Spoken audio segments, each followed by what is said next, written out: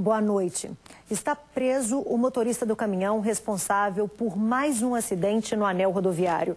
O veículo, que teria perdido os freios, bateu em vários carros e pegou fogo na noite dessa quarta-feira, deixando 3 pessoas mortas. O trecho onde aconteceu a batida já é conhecido por tragédias que marcam a vida de muita gente.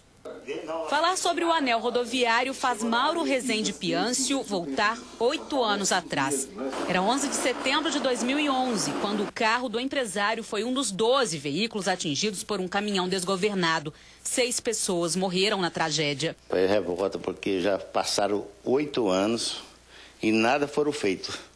Tantos órgãos aí, DR, DENIT, político e até hoje diversos acidentes. Nova chance também para Vinícius, de 19 anos. A bicicleta em que estava foi prensada e pegou fogo junto de um carro nesta quarta-feira. 10 veículos se envolveram no acidente. O local, o mesmo. Eu não estava acreditando que aconteceu isso comigo, não estava acreditando que eu consegui sair da morte, empurrei a morte. Graças a Deus eu estou vivo, nasci de novo. De acordo com a polícia, um caminhão descia no sentido Vitória quando perdeu os freios na altura do bairro Betânia, bateu e arrastou diversos veículos. Só parou na mureta onde pegou fogo. Um carro ficou prensado. As 3 pessoas que estavam nele morreram. Elas eram da mesma família. O policial civil Dogmar Alves Monteiro, de 52 anos, estava com a mulher, Kelly Cristina da Silva Monteiro, e o filho, o estudante de medicina Victor Monteiro, de 21 anos.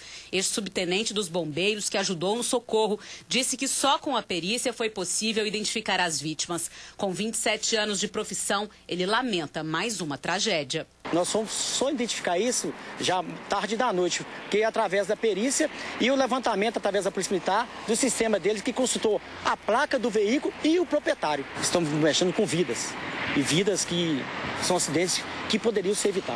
O trecho onde aconteceu a batida já é conhecido por tragédias. Só neste ano, 15 pessoas morreram no anel rodoviário, segundo a PM. Em agosto, por exemplo, o motorista de um caminhão desgovernado perdeu a vida numa batida envolvendo 15 veículos. Em 2011, 5 pessoas morreram e 18 ficaram feridas num caso parecido. A menina Laura Gibos, que na época com 4 anos, ficou com sequelas. Nessa quarta, o prefeito Alexandre Calil informou que vai acionar a justiça para a prefeitura assumir a administração da rodovia. Ele classificou as mortes como assassinato e disse que irá responsabilizar criminalmente o diretor-geral do DENIT por negligência e a concessionária Via 040, que administra o trecho. O motorista que provocou o acidente, Luiz Felipe da Cunha Gonçalves Pereira, de 24 anos, foi autuado em flagrante por homicídio com dolo eventual, quando se assume o risco, mesmo sem a intenção de matar. Visto a possibilidade de linchamento de muitos populares próximos, ele saiu do caminhão e se encontrou, escondeu, na verdade, em uma empresa, para evitar que fosse linchado. Até o momento que a Polícia Militar chegou ao local e ele apresentou, repassando, em estado de choque, realmente, chorando muito, repassando o que tinha acontecido. Os corpos das vítimas ainda estão no IML de Belo Horizonte. Está controlado o incêndio que destruiu um dos pavilhões da Ceasa em Contagem na tarde de hoje. Por sorte, é feriado e não havia ninguém no local quando o fogo começou. De longe era possível ver a densa coluna de fumaça. O fogo começou no meio do pavilhão G1 das centrais de abastecimento de Minas Gerais. Por causa do feriado, as lojas estavam fechadas. Eram recebidos apenas carregamentos. A entrada da imprensa não foi permitida.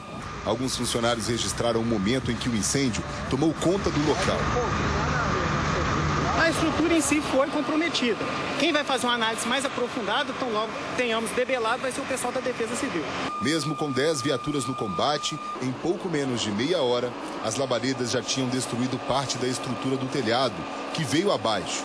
Valdir, que descarregava mercadorias, viu tudo de perto. Os bombeiros já estavam em volta, já estavam correndo atrás já.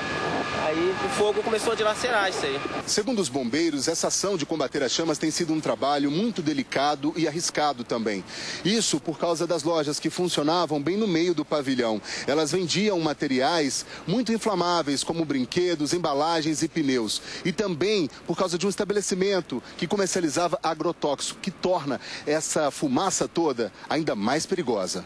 Tá, gente, não tem necessidade nenhuma de ficar inalando essa fumaça aí. A fumaça verde pode estar saindo e pode ser amônia. O incêndio do pavilhão é considerado um dos maiores dos últimos anos na Ceasa de Minas Gerais. Entre os comerciantes que tiveram as lojas consumidas pelas chamas, revolta e conformismo. Depois de uma hora que ela estava pegando fogo, começou a chegar bombeiro aqui. A gente fica chateado, mas faz parte da vida, né? É lamentável, infelizmente, não tenho o que falar, senhor, é difícil mesmo. A Polícia Civil vai investigar as causas do incêndio. A prefeita de Santa Luzia foi presa hoje, suspeita de envolvimento na morte de um jornalista. Roseli Ferreira Pimentel, do PSB, foi presa em casa e trazida para a Delegacia de Homicídios em Belo Horizonte. Na saída para o IML, a prefeita se defendeu. A senhora tem algum envolvimento nesse caso? Só meu advogado vai poder falar, querido. Mas a senhora está tranquila? Muito. Inocente? Com certeza. Ela é suspeita de participação no assassinato do jornalista Maurício Campos Rosa, de 64 anos. Ele trabalhava em Santa Luzia. De acordo com as investigações, Maurício era conhecido por chantagear políticos e cobrar quantias em dinheiro para não denunciar supostas irregularidades no jornal O Grito, do qual era dono. O crime foi em agosto de 2016. O jornalista foi morto com 5 tiros. Além da prefeita, 3 homens foram presos também nesta quinta-feira, suspeitos de envolvimento no assassinato. Um deles negou participação no caso. Envolvimento nenhum com isso, não. O advogado da prefeita disse que ela vai ser encaminhada para uma unidade prisional. Como nós ainda não tivemos acesso à decisão, não podemos adiantar nenhuma medida que será tomada pela defesa. Roseli teve o mandato cassado 5 vezes e só estava no cargo graças a uma liminar. Ela e o vice-prefeito Fernando César de Almeida Nunes Rezende, do PRB, são acusados de gasto ilícito de recursos financeiros na campanha eleitoral. E em Contagem, um homem foi morto e outro ficou ferido após uma briga em uma festa no bairro Novo Progresso. De acordo com informações de moradores, havia uma festa de aniversário acontecendo nesta casa. Lá dentro houve uma discussão e em seguida foram ouvidos vários disparos. Na hora que eu vi os tiros, eu vi uma correria, os carros tudo saindo. 2 jovens foram atingidos, um de 24 anos e o outro de 18. Os 2 chegaram a ser socorridos para a UPA da região, mas um deles acabou morrendo. A informação que nós obtivemos no local, estava ocorrendo um baile funk no interior de uma residência. E nessa residência haviam várias pessoas. E de um determinado momento iniciaram uma discussão entre as pessoas que estavam participando desse baile. Houve discussão, desentendimento. Um indivíduo sacou a arma de fogo e efetuou disparo contra essa vítima fatal. As vítimas foram identificadas como Igor Moreira da Silva Reis, baleado na coxa, e Paulo Vitor Vieira Reis, que não resistiu aos ferimentos. De acordo com a PM, Paulo já tinha ficha criminal e seria o alvo dos disparos. Tem várias passagens, uma ficha extensa aí, com vários prontuários. Nós temos 2 suspeitos que são moradores próximos ao local, né? O nome ainda a gente não vai fornecer para não atrapalhar as investigações da Polícia Civil. Até agora, ninguém foi preso. 3 pessoas foram assassinadas hoje à tarde no bairro Alípio de Melo, na região noroeste de Belo Horizonte. De acordo com as primeiras informações da polícia, as vítimas estavam na esquina das ruas Anambés e dos Construtores quando foram atingidas pelos disparos vindos de um carro que passava pelo local.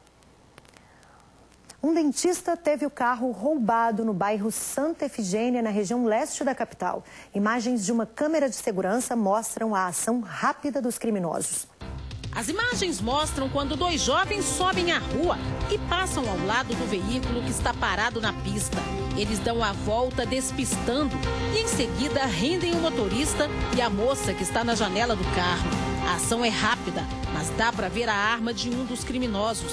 Depois de ameaçar o casal, a dupla foge. O dentista parou o carro neste ponto da rua por alguns instantes, enquanto aguardava a namorada para pegar de volta a carteira que havia esquecido na casa dela. Foi o tempo para que os criminosos chegassem armados e abordassem o casal. Eles obrigaram o rapaz a entregar as chaves do veículo e em seguida fugiram, levando o carro e os instrumentos de trabalho da vítima que estavam no porta-malas. Um detalhe, nenhum dos 2 sabia nem ao menos dirigir o carro, que é automático, e ainda obrigaram o dentista a ensinar como retiravam o veículo da rua. Eu cheguei a colocar a carteira no banco, A minha reação foi pegar ela na hora. No que eu peguei essa carteira na hora, ele tirou a arma da barriga e colocou na minha cabeça e falou: devolve. Revoltada, ela diz que essa não foi a primeira vez que o namorado foi vítima de assalto na região. Ele parou um sábado aqui, era por volta de umas 9 horas, quando a gente estava saindo para ir embora. O porta-mala dele foi assaltado e levaram uma mesa de som dele.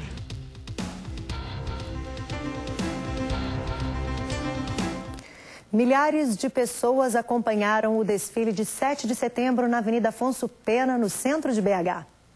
Com bandeiras nas mãos, o público assistiu ao desfile. As pessoas se espremeram nas grades e teve quem deu um jeitinho para ver melhor a marcha sincronizada dos militares, as bandas de músicas e até os veículos blindados que encantaram a multidão. O governador de Minas, Fernando Pimentel, e o vice-prefeito da capital, Paulo Lamaque, acompanharam a festa. A bandeira do Brasil também estava na Praça da Rodoviária, onde aconteceu o Grito dos Excluídos, manifestação pelo fim de qualquer tipo de intolerância. Aí dá um gostinho de esperança ainda. O quarto lote de restituição do Imposto de Renda 2017 vai estar disponível para consulta nesta sexta-feira a partir das 9 horas da manhã. E o crédito bancário vai ser realizado no dia 15 de setembro. Para saber se a declaração foi liberada, o contribuinte deve acessar o portal da Receita ou ligar para o 146. A consulta também pode ser feita por um aplicativo para tablets e smartphones. E olha essa história. Um homem tentou enganar uma senhora de 93 anos em Varginha, no sul de Minas. Ele se passou por um funcionário da prefeitura para entrar num imóvel, mas Dona Vicentina foi mais esperta. Dona Vicentina estava sentada na entrada da loja de móveis usados. Rotina do dia a dia da idosa, que tem 93 anos. Nas imagens das câmeras de segurança dá para ver o momento em que um carro preto passa devagar e para na esquina de baixo. De acordo com a aposentada, este homem que sobe a rua e vai até ela se apresentou como um funcionário da prefeitura. Aí ele chegou aqui, falou: eu vim para a prefeitura, mandou eu aqui para olhar, para medir a casa inteira, porque eles vão abaixar o petróleo. Nas imagens ainda dá para ver que o homem gesticula muito, tentando de todo jeito que Dona Vicentina abrisse a porta e fosse com ele para dentro da casa. Ele pegou e falou: mas a senhora tem que me acompanhar até lá no fundo aqui. Aqui para ele, né? Em poucos minutos o rapaz desiste e vai embora. Aí ele pegou virando assim: tá bom, então já que não pode mostrar, eu vou ir para baixo, depois eu volto. Mas não voltou. Dona Vicentina imaginou que o homem era mesmo funcionário da prefeitura. E só 7 horas depois, numa reunião com a família, ela acabou revelando que esse rapaz tinha vindo até aqui na loja e tinha falado sobre essa questão de que ia reduzir o valor do IPTU. Logicamente, a família achou estranho e começou a investigar o caso. A gente percebeu que ele parou o carro longe, que ele não estava uniformizado e que ele insistiu muito com ela. A gente viu isso na imagem. Aí a gente ligou na prefeitura primeiramente, mandou imagem. Eles falaram que não, que toda vez que alguém vem, eles vêm uniformizado, o carro também adesivado e eles têm o crachá, né, que identifica se a pessoa é ou não funcionário. A seguir, gastronomia abre vagas de trabalho para pessoas com síndrome de Down. E ainda, o bate-papo JA de hoje com o grupo Ponto de Partida, que completa 37 anos de resistência e resgate da cultura brasileira. Fique com a gente. Um projeto que reúne gastronomia e inclusão social leva alegria a mais uma edição do Morar Mais por Menos. O restaurante da Mostra de Arquitetura, na capital, é o espaço onde jovens com síndrome de Down experimentam a primeira oportunidade no mercado de trabalho. A desenvoltura entre as mesas, o jeito com a bandeja e o trato com os clientes impressionam. Luan, de 22 anos, é garçom há menos de 2 meses e já está craque na hora de sugerir pratos. Eu sugiro, sim, as comidas maravilhosas, por exemplo, pão de queijo recheado, mini pizzas, trio de mini hambúrguer. Eu estou feliz de estar aqui, com muita emoção. A equipe também tem a Tamires, de 19 anos, e o Rafael, de 24. Todos eles têm síndrome de Down e agarraram firme a primeira oportunidade no mercado de trabalho. Porque gosto de trabalhar, porque ajudar pessoas e se vir cliente, continuar bastante e vir forte. Eu gosto muito de trabalhar, estou muito feliz. Em apenas 1 mês e meio de um treinamento intensivo, 8 jovens se formaram garçons e sommeliers. O grupo também teve acompanhamento especializado para superar desafios. Todas as pessoas que participaram do projeto, que ajudaram, foram voluntárias. Fisioterapeuta, fono. É muita gente para ajudar. Não é simplesmente um manejo de bandeja que o garçom precisa, né? Ele precisa força nos braços, força nas pernas, né? Não é simplesmente entregar um cardápio, ele precisa falar com o cliente. A chefe é a responsável pela cozinha do restaurante do Morar Mais por Menos, onde os pupilos estão trabalhando. O projeto teve a ajuda da sócia Silvana, que diz se surpreender todos os dias com as conquistas dos novos funcionários e se divertir com a espontaneidade deles. Questão de ensinar que não pode falar que o cliente tem que estar em dieta, ou já aconteceu isso, ou então, né, de não gostar que o cliente está com a comanda vazia, eles têm necessidade né, que o cliente peça alguma coisa. É inusitado, então assim, todo mundo ri, todo mundo compreende, todo mundo se diverte. Já deu para perceber que gastronomia combina sim com inclusão. Todos nós temos a possibilidade de estar no mercado de trabalho, independente da deficiência que tivermos.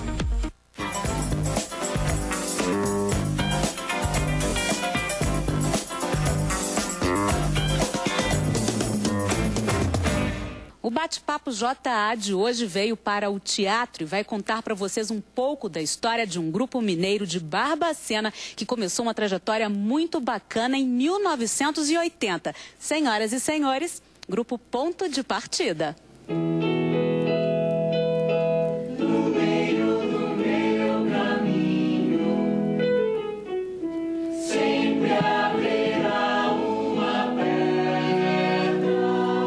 A gente começa o nosso bate-papo com a diretora, fundadora do Grupo Ponto de Partida, Regina Bertola. Fala um pouquinho dessa trajetória de 37 anos de vocês, Regina. É quase um milagre, né? Porque o Ponto, quando nasceu, ele tomou uma decisão que nos determina até hoje, né? A gente jurou que não sairia de Barbacena, que a gente ia inverter a mão cultural, né? Que a gente ia obrigar as pessoas a olharem para dentro e não para fora. E isso determinou a nossa trajetória, o nosso repertório, né? A gente decidiu que faria um repertório fincado na cultura brasileira. Na noite, procissão deserta, nas portas da arquidiocese desse meu país. Agora vocês têm muito disso de um movimento cultural, já estiveram com várias figuras aí históricas no palco, né? Como é que é isso? Como eu fiz várias adaptações, né, de textos literários, a gente acabou tendo uma ligação muito forte com os escritores, né? Jorge Amado, Bartolomeu Campos Queiroz, Manuel de Barros, o próprio Drummond antes de morrer, e aí Milton Nascimento. O Ponto de Partida, ele congrega muito. Apesar do que a gente está vivendo, a gente está permanentemente fazendo do palco a nossa trincheira, né? O nosso espaço sem limites.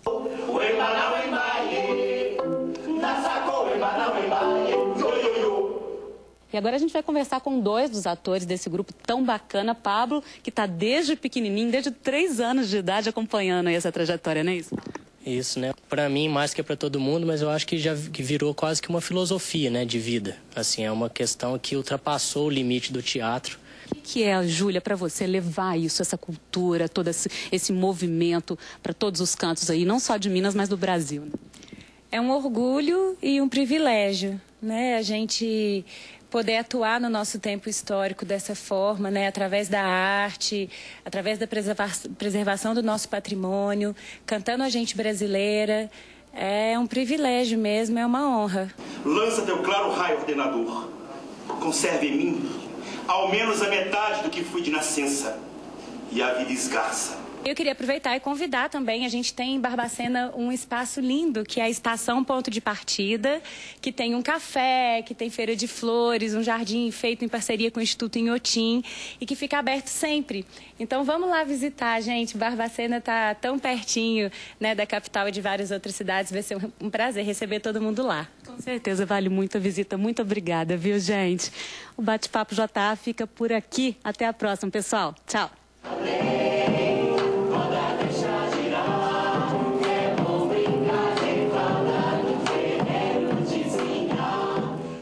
E tem a apresentação do Ponto de Partida em Patos de Minas no próximo sábado, às 16h, na Praça da Avenida Getúlio Vargas. Em outubro, o grupo volta a BH com os espetáculos O Gato Malhado e Andorinha Sinhá e Mineiramente. Nos dias 20 e 21 de outubro, a trupe estreia o espetáculo Belezura na estação Ponto de Partida em Barbacena.